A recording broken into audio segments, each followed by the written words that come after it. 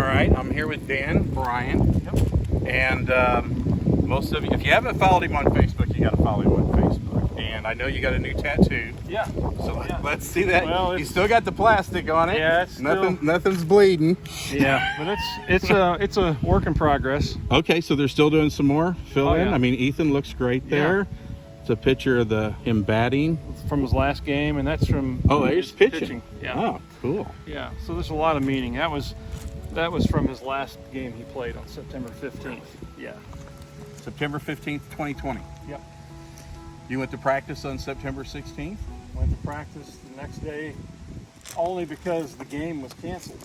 Oh. We were scheduled to play a game that Okay. day. All right. About 1 o'clock, the opposing school coach called and said, "Hey, you guys are just going to come down here and whip up on us, so we're going to cancel the game." Okay. So That never happened when I played baseball. So this text went out from the coach, "Hey, game canceled, practice 3 to 5. Okay. So instead of being out somewhere playing baseball, we were at home practicing, which turned into the day that Ethan passed away. He was in that car crash driving on Highway 8. Yeah, driving home from practice that day. Yeah. So. Yeah, the what ifs. Oh, I what if this thing forever. The what ifs never. Yeah. And that just drives you nuts because there is a God we don't understand. Yeah. Who, what, when, where. I already told him I cry at Folgers commercials, so Yeah. And Ethan grew up, or part of his growing up was here at Terre du Lac, which is where we're at, which is where I grew up. Yeah. And you talk to all the kids that I grew up with, we'll all tell you we had the best childhood. For sure. And I know Ethan had the same thing. We were talking about riding a golf cart all over. Oh yeah.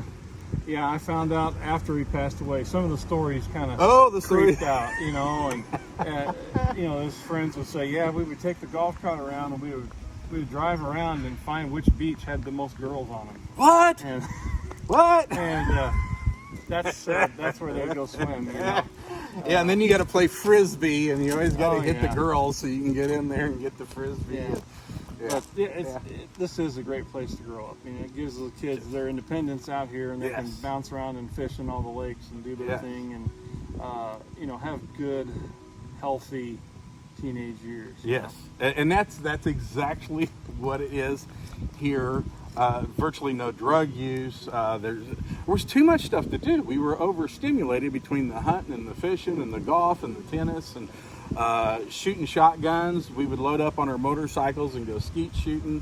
We had so much stuff to do that the idea of just getting drunk and sitting around and slobbering all over us, it didn't appeal to us. Yeah. Because there was too much other stuff to do. And then tomorrow there's even more stuff to do.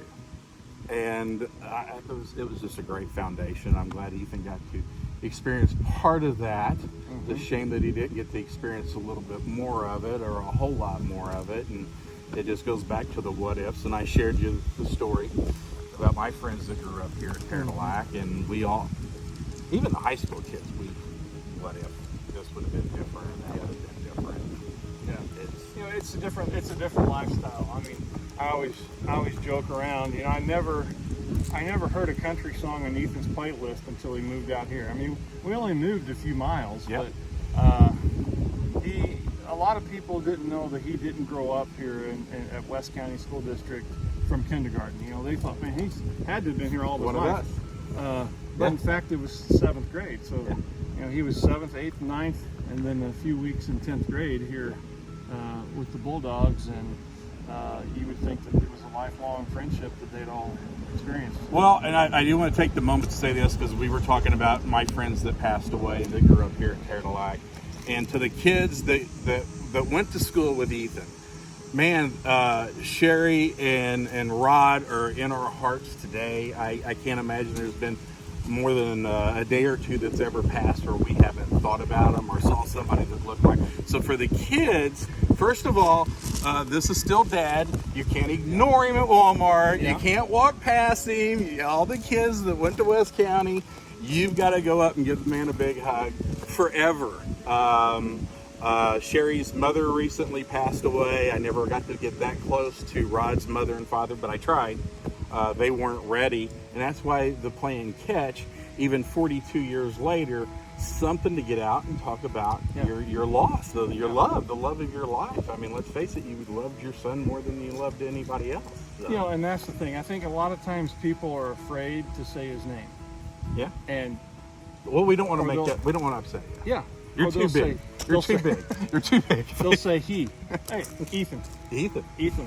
And you know what? It's great to talk about him. Right. And I know what you mean by, I haven't personally experienced it, but I've heard other people talk about, being at Walmart and they'll see somebody and they'll do an about face and go the other way.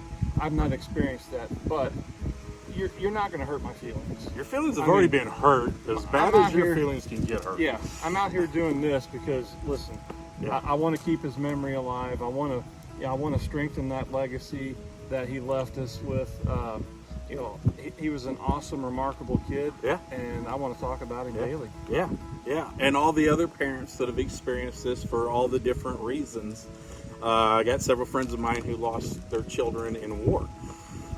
So that's a little different. You're now a Gold Star family, and people are a little bit more apt to come up to you and say different things.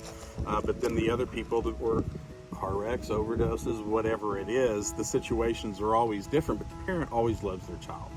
The child always loves their parent. Not that we don't get mad at each other every now and then, but and I got a son and a daughter, and it's different. My hopes and dreams for my daughter are different than my hopes and dreams for my son, and they're able to achieve it, and I'm grateful for that. And you are lost out on it, but you've got those other memories that are there, and it's just life. You don't know what's going to happen. It's true. You go to the doctor tomorrow, and everything can change. So we're going to play catch. My wife's going to videotape just a little bit. I have not played catch. The last time I remember playing catch was with my brother, in Central Park, right after 9/11. Really? We both booked airfare to New York City right after that, and he wanted to play catch and move a little farther away. I keep losing that ball in the sun.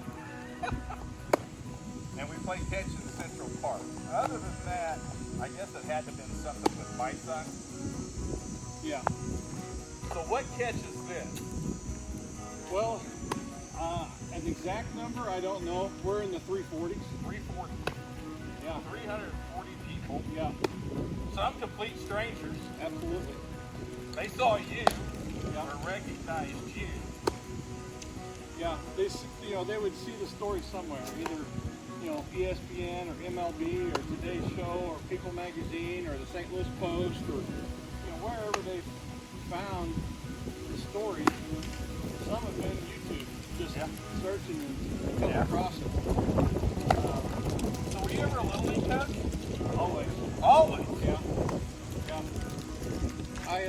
I coached both of my sons. My oldest son is soon to be 25. 25, all right. I coached him up until about 12, and then I coached Ethan up to about 11. Okay. And I wanted them to find their own identity with another coach and on their own terms and their own ability. Well, at that age, it's all about having fun. Yeah. Keeping the kids interested, and then it starts getting a little bit more serious, which is when most of the kids start bowing out. Yeah. Because it's no longer fun anymore. So, but you coached both of them. Yep. Yeah, sure did. I thought my coaching days were over. I actually, said those words out loud.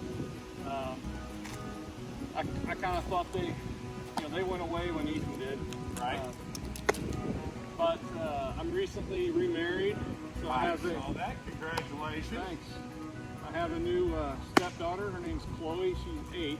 All right. And over the last couple seasons, she's been introduced to softball. Okay. So I'm back to coaching this year. So. And softball's completely different. They're going to be chanting on the. Hey, everything about it's different.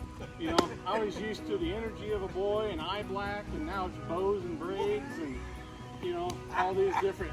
It's different all around, but it's awesome.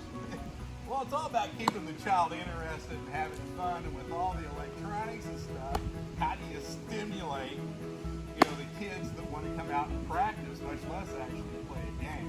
Right. So, but it's all in good fun, you know. Now, did you play ball in high school?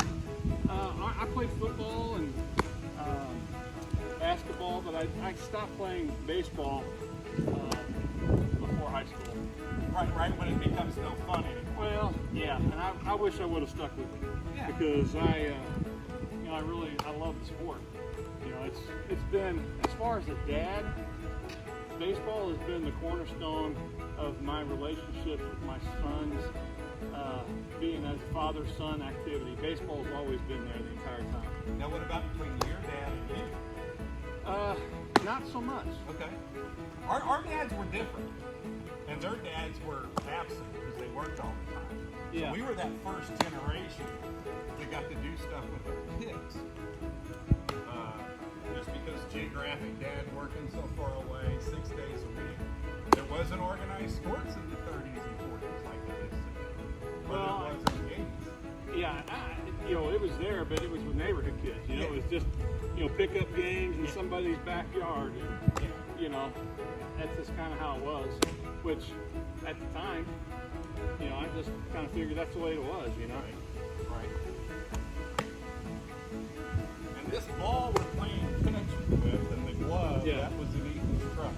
Yeah, this is Ethan's glove. Used it for every game of catch. And this ball was in his equipment bag. So both of these things were recovered out of the car. And so this ball has been in the hand of every catch partner. Now, I'll tell you, we're in the 340s, right, as far as catch, but I'll have catch with teams, yes, groups. yes. I count that as one. Right. So I might be playing with 25 to 40 kids, but I call it one. So when we're done, after the end of the year, I'm going to count the amount of people, Right.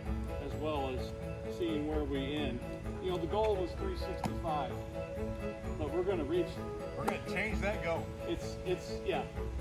Put a zero behind that. It could be. It doesn't have It doesn't have to be every day, because I believe you're actually changing people's lives by playing the catch. Because the grief is everywhere. It is, yeah.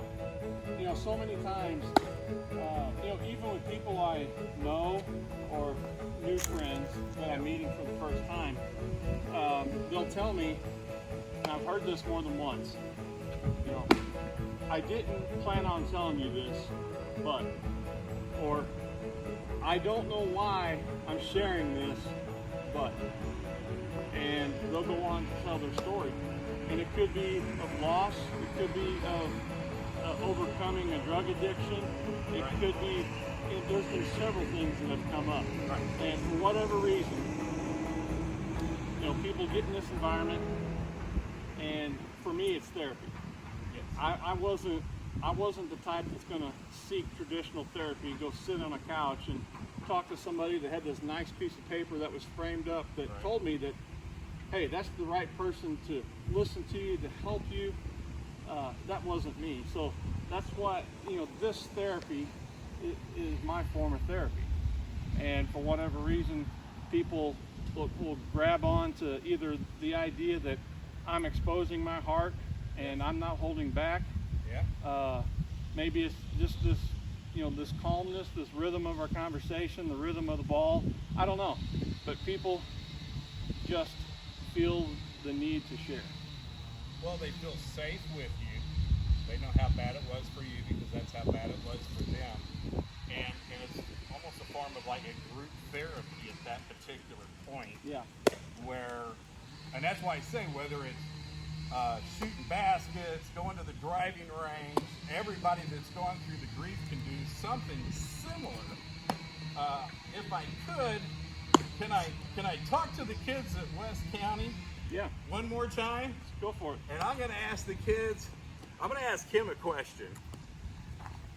Because sometimes the kids don't think that the parents love them anymore. But let me ask you a question. Yeah. How much money did this glove and ball cost? Not a clue. I could put a $75, $100. let's just say $100. Let's say $100. So to the kids at West County, how much money would it take for you to park? There is no amount of money. $2 million. I don't have $2 million. $2 million. Couldn't do it. Not gonna do it. So to the kids at West County and North County and all the kids around the world, you gotta know how much your parents love you. You might not think they love you. You might not think they care about you. He wouldn't take $10 million for a ball and a glove, because that's not a ball and a glove. When I look at my kids' stuff, I'm the same way, and they're doing great. But you know, those are the memories, and I think you've got the ability, and you've done it, where you're changing people's lives who are at the most vulnerable they've ever been. Losing a child or a loved one, it can just be so incredibly devastating.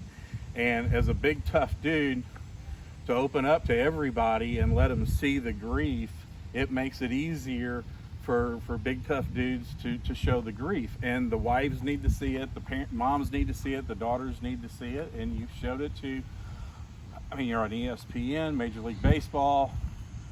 I see it all over, and I can feel some of your pain. Thank God I don't feel all of your pain. You don't want to. I don't want to. It's always been my big fear. I never had curfews for my kids because I knew how fast I drove on Highway 8. I know how fast I drove on the county road because I had to be home at a certain time. And hitting over 100 miles an hour on the county road at 11:55 in a 1979 Caprice Classic, no, that's not smart. Yeah. You know. Not a good formula there. No, what anything that goes wrong is just going to be devastating. I had other kids in the car with me sometimes. So, all right, hey, thanks, I'm going to man. wrap that up. Love you. I'm so sorry, and I'm so proud. And congratulations on the new marriage. And Yeah. just keep doing what you're doing, because you're doing everything exactly 100% right. Well, I appreciate the catch, my friend. All right, thank you. Thank you.